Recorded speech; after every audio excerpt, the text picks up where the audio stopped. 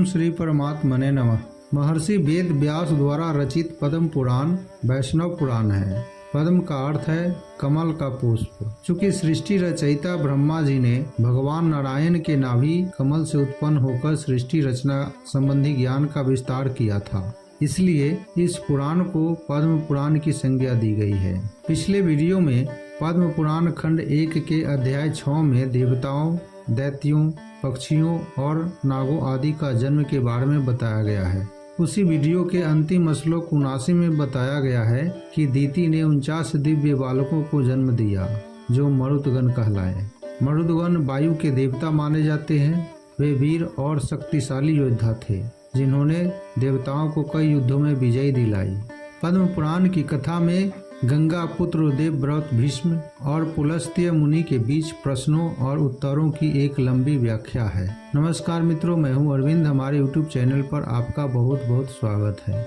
देवव्रत भीष्म महामुनि पुलस्त्य ऋषि से प्रश्न करते हैं, दीति के पुत्र मरुत कैसे हुए? वे देवताओं के प्रिय बन गए और देवताओं के साथ उनकी उत्कृष्ट घनिष्ठता कैसे हो गई? पुलस्त्य जी बोले, पूर्व काल में देवताओं और राक्षसों के बीच हुए युद्ध में जब हरि और देवताओं द्वारा उसके पुत्र और पौत्र मारे गए तो दुख से पीड़ित होकर दीति उत्कृष्ट पृथ्वी लोक में चली गई। पुष्कर में महान पवित्र स्थान पर सरस्वती के शुभ तट पर दैत्यों की माता दीति ने अपने पति को संतुष्ट करने के इरादे से घोर तपस्या की।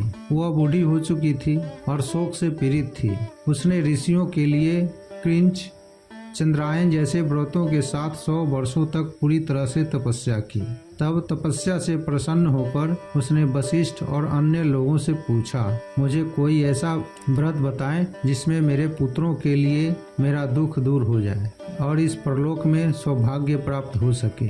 वशिष्ठ तथा अन्य लोगों ने उसे ज्येष्ठ की पूर्णिमा की रात के व्रत के बारे में बताया, जिसके शुभ प्रभाव से वह अपने पुत्रों के शोक से मुक्त हो गई। भीष्म ने कहा, हे ब्राह्मण, मैं ज्येष्ठ की पूर्णिमा के व्रत के बारे में सुनना चाहता हूँ, जिसके द्वारा दीति को अपने 49 पुत्र वापस मिल गए थे।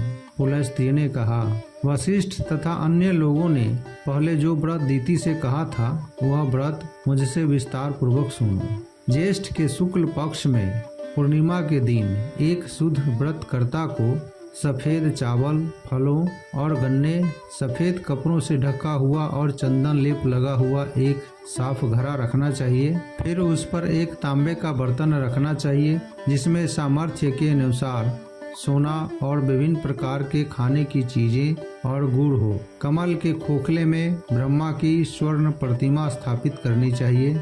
ब्रह्मा जी के दाईं ओर चीनी से बनी हुई सावित्री की छवि बनानी चाहिए। व्रती उनको सुगंध और धूप चढ़ाए और स्वर और वाद्य बजाए। क्योंकि ब्रह्मा कमल में रहते हैं और सावित्री कमल में रहते हुए उनके हाथ में वीणा है, तो स्वर और वाद्य बिना पूजा फलीभूत कैसे हो सकता है? गुड़ से बनी एक शुभ मूर्ति बनाकर और उसे ब्रह्मा मानकर सफेद फूल, पवित्र अनाज और तिल से ब्रह्मा जी की पूजा करनी चाहिए। उनके चरणों की पूजा करते समय ब्रह्मा को नमस्कार कहकर उनकी पूजा करनी चाहिए। उनके शंख की पूजा करते समय सौभाग्यदा को नमस्कार करना चाहिए। उसके जांघों की पूजा करते हुए बिरिंका को नमस्कार कहना चाहिए। कमर की वंदना करते हुए मनमंथा को नमस्कार कहते हुए पूजना चाहिए। पेट की पूजा करते समय स्वच्छोदर को नमस्कार कहना चाहिए। उनकी छाती की वंदना करते हुए हतंद्र को नमस्कार कहना। उनके मुख की वंदना करते हुए पद्ममुख को नमस्कार कहना। उनकी भुजाओं की पूजा करते समय वेद पानी नमस्कार कहना। उनके मस्तक की पूजा करते समय सर्वात्मन को नमस्कार कहना और अंत में कमल की पूजा करनी चाहिए। फिर सुबह उस घड़े को किसी ब्राह्मण को दान करना चाहिए। मनुष्य को भक्ति पूर्वक ब्राह्मण को भोजन कराना चाहिए और स्वयं नमक रहित भोजन करना चाहिए और श्रद्धा पूर्वक परिक्रमा करके इस भजन का पाठ करना चाहिए। पूज्य सभी लोगों के पितामह, जो सभी लोगों के दिलों में रहते हैं और जो आनंद कहलाते हैं, अब प्रसन्न होइए। इस रीति से प्रति मास यह व्रत करना चाहिए तथा प्रत्येक पूर्णिमा को व्रत रखकर निर्विकार ब्रह्मा की पूजा करनी चाहिए। रात्रि के समय केवल फल खाना चाहिए और भूमि पर सोना चाहिए। फिर 13वें महीने में विरिंचा को गाय के दूध से बनी घी और सभी सामग्रियों से युक्त एक सया देनी चाहिए और ब्रह्मा की एक सोने की मूर्ति और चांदी की सावित्री की एक छवि बनानी चाहिए। कहना चाहिए, कमल से उत्पन्न सृष्टिकर्ता को सावित्री प्राप्त हो। ब्राह्मण को उसकी पत्नी सहित वस्त्र और आभूषण देकर सम्मानित करना चाहिए। अपनी शक्ति के अनुसार गाय आदि दान देनी चाहिए और कहना चाहिए, प्रसन्न हो। सफेद तिल से यज्ञ करना चाहिए और ब्रह्मा के नामों का उच्चारण जाप करना चाहिए। धार्मिक आचरण को जानने वाले व्यक्ति को अपनी क्षमता के अनुसार दूध से बने घी के साथ साथ ब्राह्मणों को धन और फूलों की माला देनी चाहिए। कोई भी व्यक्ति, पुरुष या स्त्री, इस व्रत को कर सकता है। पूर्णिमा के दिन विधि विधान से जो इस व्रत का पालन करता है वह सभी पापों से मुक्त होकर ब्रह्मा से आशीर्वाद प्राप्त कर लेता है। इस लोक में ऐसे मनुष्य को अवश्य ही उत्तम पुत्र और सौभाग्य प्राप्त होता है। वह ब्रह्मा, विष्णु, आनंद का सार और महेश्वर के रूप में जाना जाता है। जो व्यक्ति सुख चाहता है उसे भगवान को किसी भी रूप में याद करना चाहिए। यह सुनकर दीति ने सब कुछ पूरी तरह से किया। कश्यप ने उसके व्रत के महान पुण्य के कारण बड़ी प्रसन्नता के साथ वहां आकर उस असभ्य और कुरूप महिला को रूप और सुंदरता से परिपूर्ण कर दिया। कश्यप ऋषि ने दीति को वरदान मांगने के लिए उपाय बता दिया और दीति ने एक उत्कृष्ट वरदान चुना। मैं इंद्र को मारने के लिए एक शक्तिशाली, बहुत उज्जवल, उदार पुत्र की कामना करती हूँ जो सभी देवताओं को हराने में सक्षम हो।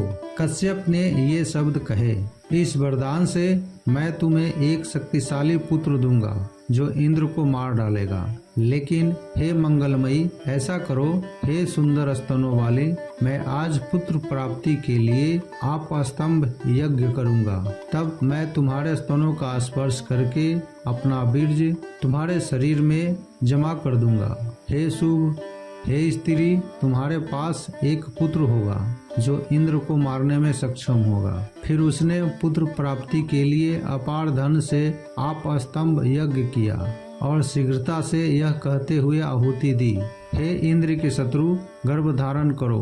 देवता मूर्छित हो गए और दानवों और राक्षसों ने अपना मुख फेर लिया। फिर कश्यप ने बीज को दीति के गर्भ में डाल दिया और फिर कहा, तेरा मुख चंद्रमा के समान है, आपके स्तन बिल्व फल के समान है, आपके होंठ मूंगे के समान है और आपका रंग अत्यंत मनोहर है।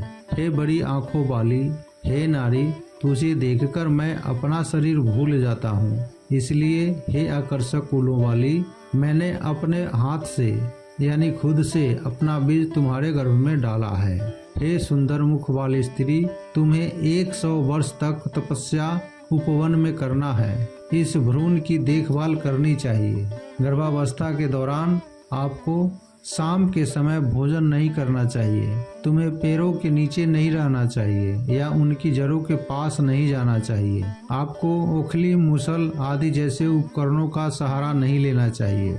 आपको पानी में नहीं उतरना चाहिए और खाली अथवा सूने घर में रहने से बचना चाहिए।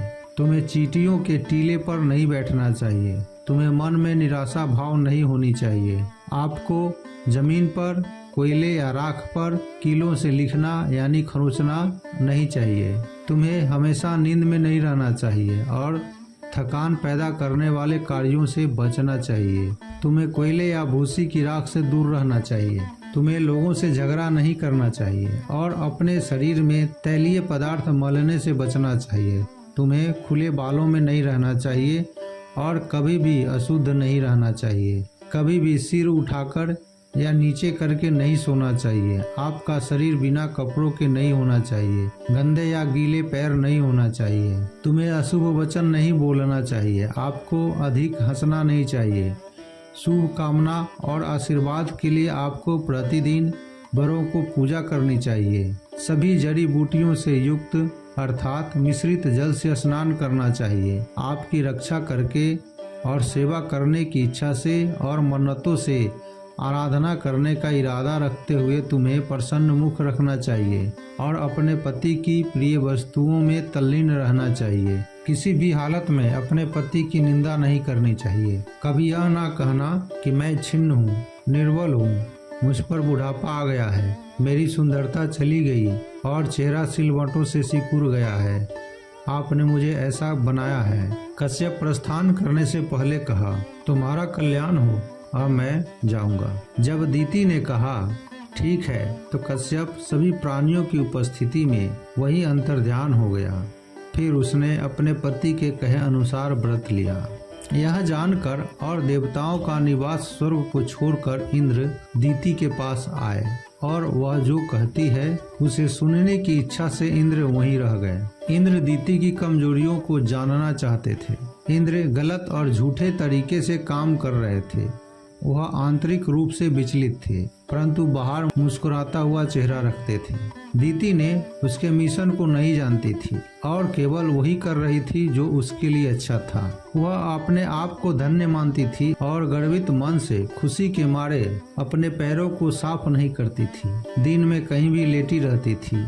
बाल खुले हुए थे और सिर ऊपर उठाया हुआ था। जब 100 साल पूरे होने में सिर्फ 3 दिन बाकी थे, तब उस अवसर का लाभ उठाकर सची के स्वामी और देवताओं के शासक इंद्र ने उसके शरीर के अंदर प्रवेश करके भ्रूण को 7 भागों में काट दिया। तब वे टुकड़े सूर्य के समान तेजस्वी पुत्र रूप में हो गए। जो 7 लड़के रो रहे थे, उन्हें तर्पण के जल से इंद्र ने शांत कर दिया।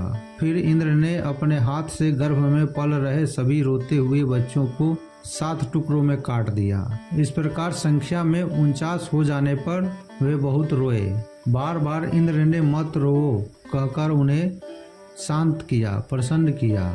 तब भ्रूण के हत्यारे ने अनुमान लगाया कि इस कर्म के पुण्य से ये जीवित बचे हैं। वह अपनी धार्मिक योग्यता अर्थात योग शक्ति के माध्यम से पता किया कि यह पौर्णमासी प्रतिज्ञा का फल था, यानी वास्तव में यह ब्रह्मा की पूजा के परिणाम स्वरूप हुआ था। इसलिए इतना भयानक प्रहार हुआ, लेकिन वे नष्ट नहीं हुए।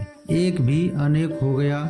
चूंकि भ्रूण सुरक्षित था और वे वास्तव में मारे नहीं जा सकते थे, उन्हें देवता ही माना जाए। चूंकि गर्भ से जन्म लेते समय उन्हें कहा गया था कि रोना नहीं, अतः नाम मरुत रखा जाए और वे प्रसन्न रहे।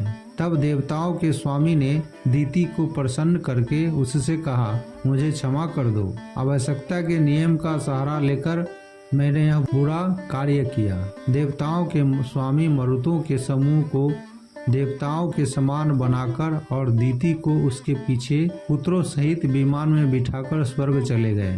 तब से सभी मरुतों को यज्ञ में भाग प्राप्त हुआ। असुरों के साथ उनकी एकता नहीं थी, इसलिए वे देवताओं के प्रिय थे। जय श्री कृष्णा, जय श्री कृष्णा।